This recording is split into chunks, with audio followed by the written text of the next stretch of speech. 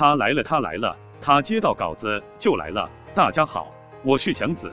环球网1月15日报道称，香港南华早报14日发表了一篇关于中美关系的文章。文章表示，如果拜登上台之后想要改善中美关系的话，就需要将6项特朗普的对华政策彻底废弃。拜登时代，中美关系将如何转变？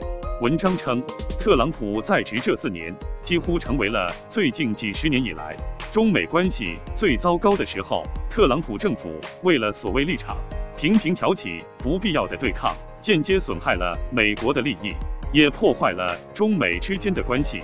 如果这样的政策得以改变，那么不仅中美两国之间的关系会有所好转，就连美国人也会从中受益。文章认为，美国可以从多个领域逐步改善中美关系。如果美国政府采取建设性行动的话，中方也可能会积极回应。所以，文章写道，如果拜登想就中美关系翻开新的篇章，那么就需要彻底废除6项特朗普政府采取的对华政策。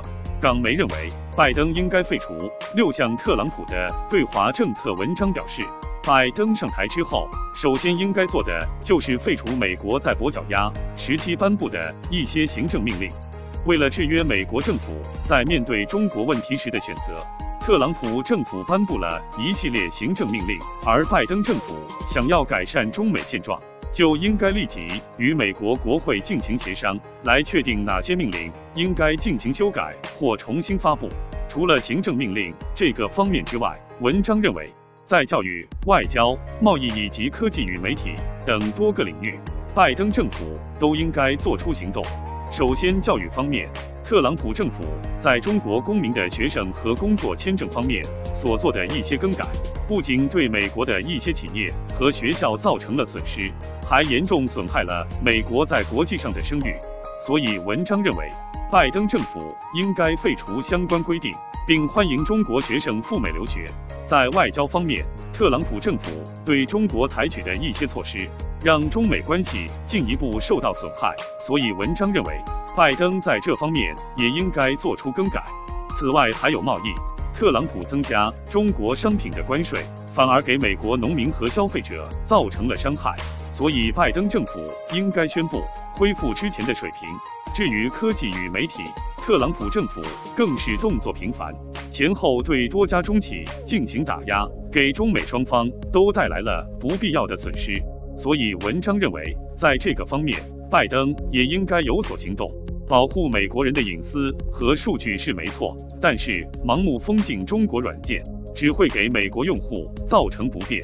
除了上述问题之外，还有一个全球人民都特别关注的问题，那就是目前全世界都在紧张应对的公共卫生事件。特朗普政府一再弱化疫情危机，甚至多次抹黑中国，说中国对世界毫无注意，但是自己国内的疫情却变得越来越严重，甚至一度发展到难以控制的地步。在这种情况下，究竟孰是孰非，相信世界人民都看得非常清楚。作为世界2大经济体，中美之间的关系如何发展，对全世界来说都非常重要。文章表示，上述观点可以帮助中美翻开新篇章，走上新征程。And 他走了，他走了，右下角点个赞，再走啊，老板。